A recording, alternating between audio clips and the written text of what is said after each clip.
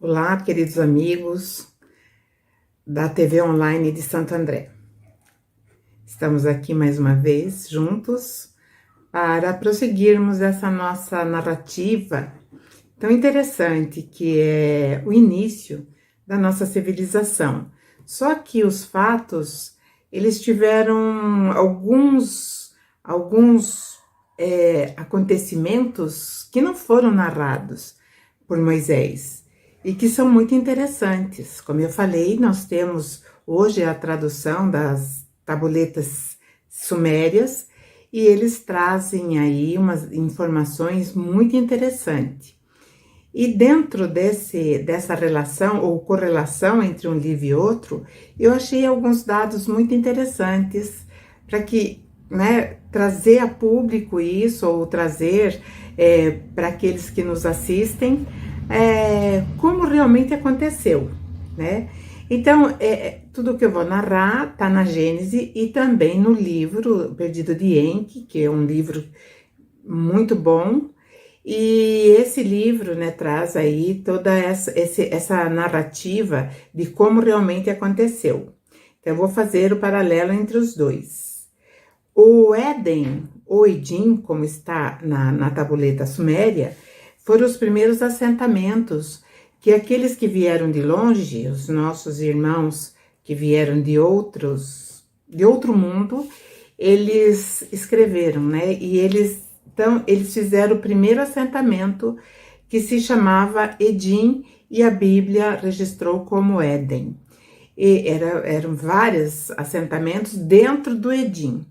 E esse Edim, então, era a sede daquele que era o responsável por tudo aquilo que acontecia no planeta Terra.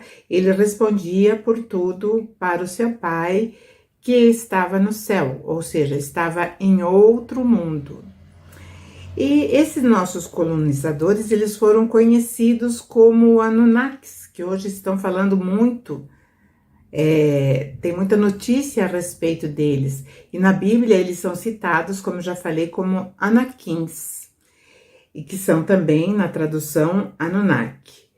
E no livro da Gênesis, no capítulo 3, no versículo 21, está assim o registro que o Senhor do paraíso, fez roupas e peles de animal, ou de animais, para eles. Mas se nós concebermos assim, num devaneio, nós vamos imaginar que está lá o Criador de tudo que existe costurando roupinha de pele de animais. Então fica muito pueril. Então, lógico que eles já se vestiam, de roupas, as mesmas roupas feitas por aqueles que vieram de lá. E eles mesmos tiveram que também fazer uma adaptação e suprir as suas próprias necessidades. Nós sabemos, por exemplo, que os neandertais, eles faziam as suas roupas com peles de animais. Eles mesmos costuravam, então a linha eles usavam, o próprio couro do animal, eles faziam um desfiado, faziam linha, agulha era de pedra, então eles costuravam as suas próprias roupas porque o tempo era frio. Então, o processo de vestimenta, o homem, originário da terra, o homem ainda sem a miscigenação, ele já tinha isso, ele já se supria através da sua própria necessidade. Então, não foi o Senhor, o Deus, que fez a roupa para eles. Eles mesmos providenciaram.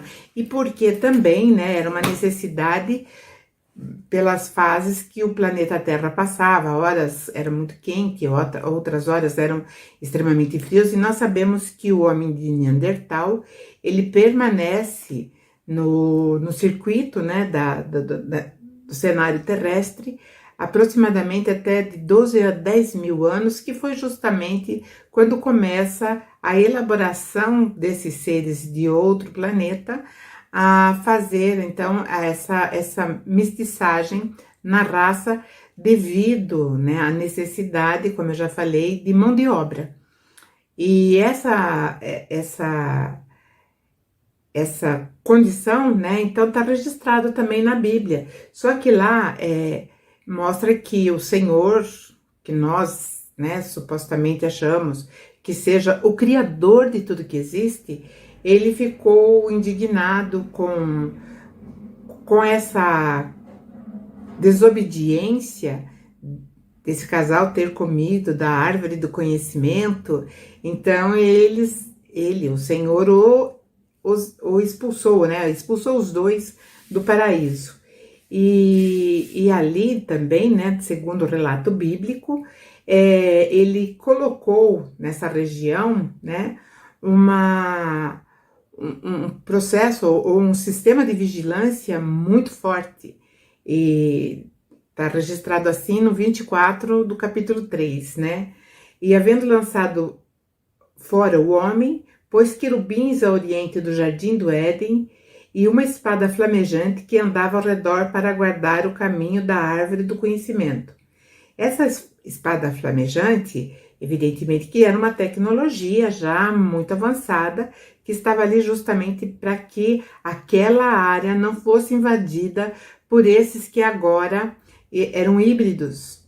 E então ele colocou essa vigilância.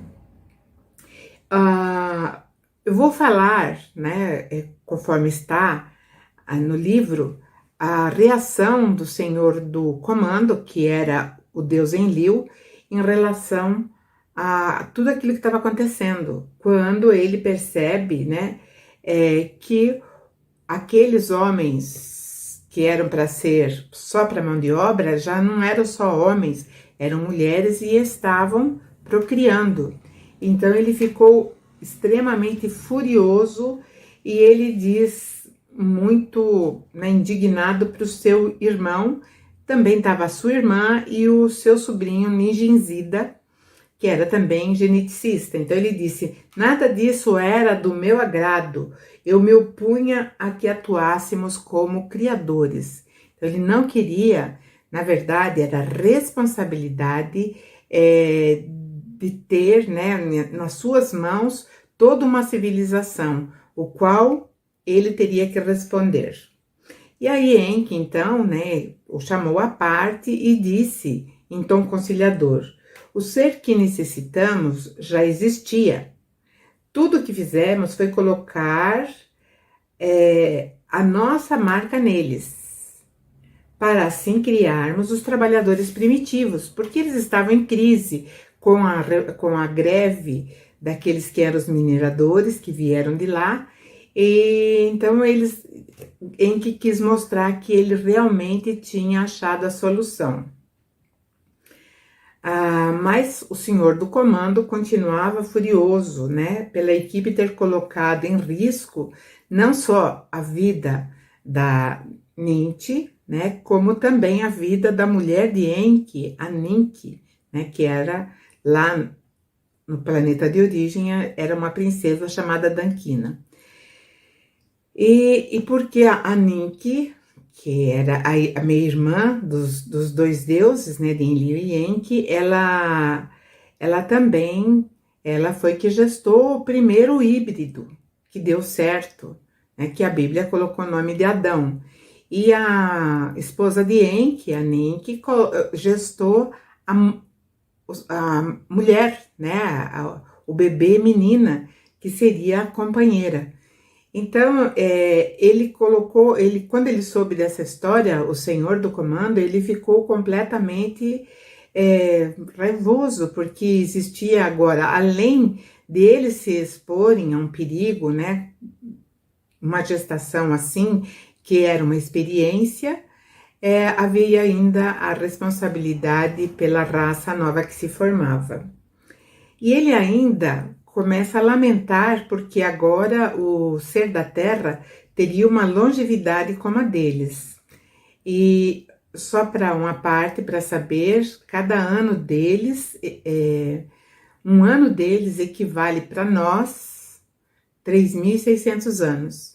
Então ele ficou preocupado com essa longevidade daqueles novos seres, né, híbridos, e que isso traria evidentemente um grande prejuízo em todos os sentidos. Nós vamos fazer até um paralelo, né, porque parece-me que sempre houve uma preocupação com a população terrestre, né? Então isso sempre teve que ser meio contido. E aí esse pensamento dele fez ele ficar amargurado. Daí o sobrinho vem em seu auxílio, né, para que ele ficasse tranquilo, porque para o homem da terra a longevidade deles não foi colocada nas duas serpentes entrelaçadas, que era o nosso DNA. Então nós teríamos uma vida mais curta, não teríamos como ter essa longevidade e de repente, né, trazer alguns problemas, como eu já falei, a respeito de sustentação mesmo, né, do ser humano. E Enlil, então, achou que ali aonde ele era o Éden, né, eles não poderiam ficar. Então ele realmente expulsa esse casal e eles vão então para o sul da África.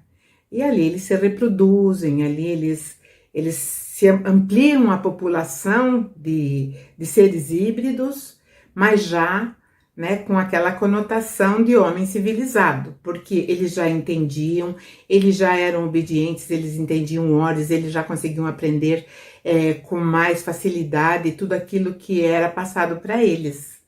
Então, este ser, né, que nós chamamos de Adão e Eva, na verdade, eles foram sim expulsos e tiveram filhos, geraram trabalhadores primitivos, né? E por quê? Porque as minas precisavam de mineradores, agora toda a população, assim como os próprios deuses, precisavam, né, do sustento dos grãos, e a vida na Terra dessa forma dava os seus primeiros passos para uma civilização híbrida, a qual nós hoje pertencemos, né? Mas um acontecimento ainda, né, com um vigor genético mais aprimorado vai acontecer, né? E isso vai trazer um outro período, um outro momento que também é relatado dentro da Bíblia, né?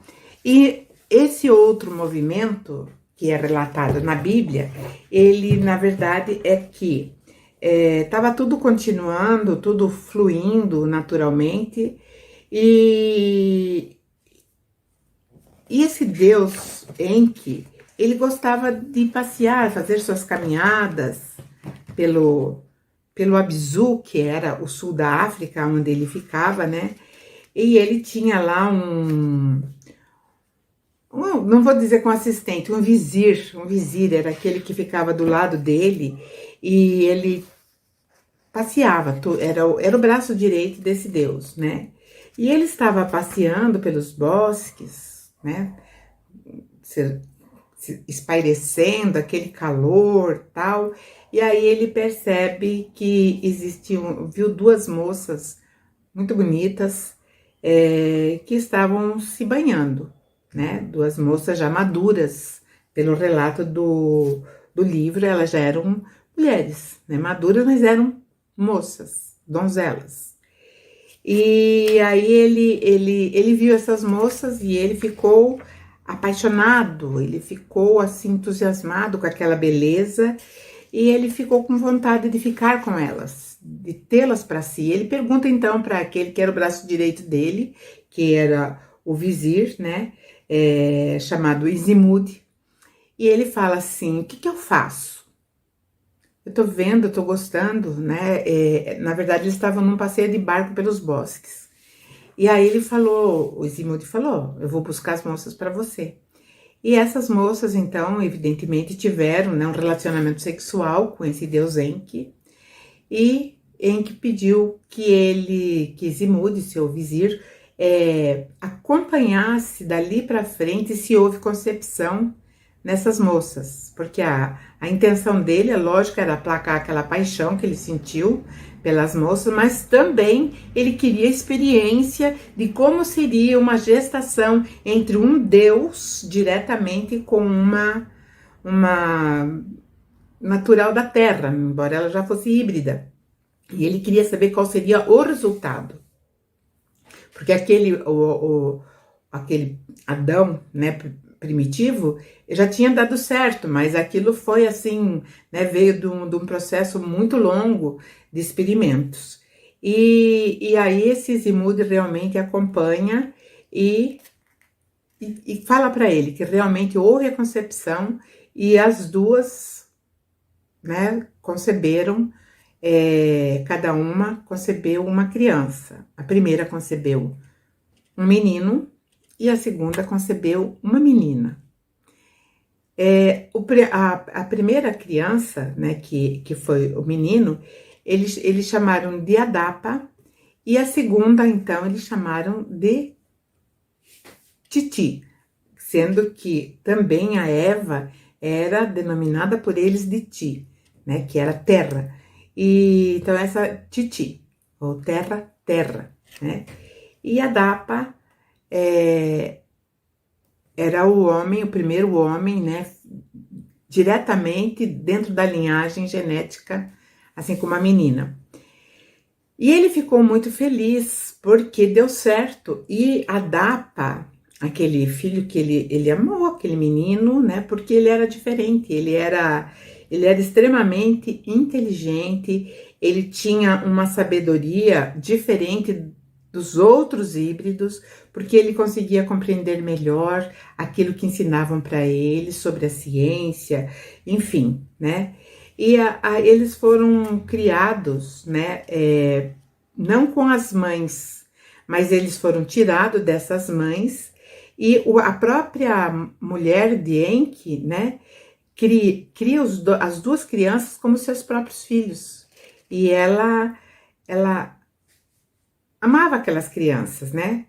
E aí eles cresceram. E o crescimento deles foi espantoso, porque era muito mais acelerado a compreensão. Então, digamos assim, que eles eram prodígios, né, no conhecimento. A menina era muito bonita, o menino era muito bonito, né? E assim, eles tiveram essa criação dentro já dessa realeza que não era nossa aqui da Terra, né? E aí então, Enki fica muito orgulhoso, bate no peito e diz, né? Eu criei o homem civilizado. A criação do homem civilizado é minha, né? Porque já saiu do experimento. E aí ele fala uma outra coisa. Ele falou, tudo vai ser diferente agora, né? Porque eles vão ter outra visão nos mantimentos, na produção de grãos, e também vão domesticar as ovelhas. E as ovelhas, né, eram um animal que não existia aqui na Terra, ele não era nativo daqui. Na verdade, ele foi trazido de lá, a ovelha, né, assim como a uva também. E o figo. Então nós vamos ver várias referências justamente com a ovelha, né, com o cordeiro. Nós vamos ouvir também falar muito sobre a figueira, né, algumas parábolas, não só lá no Novo Testamento, aqui no Novo Testamento, como também no Antigo Testamento. Mas tudo isso é uma nova página que se abre na formação da nossa estrutura social que hoje estamos vivendo. Nós vamos também ver, né, aquilo que trouxe influências para que nós tivéssemos esse resultado que é a nossa vida atual. Mas isso é um passo de cada vez e estaremos juntos na próxima semana. Beijo a todos, até lá, muita paz.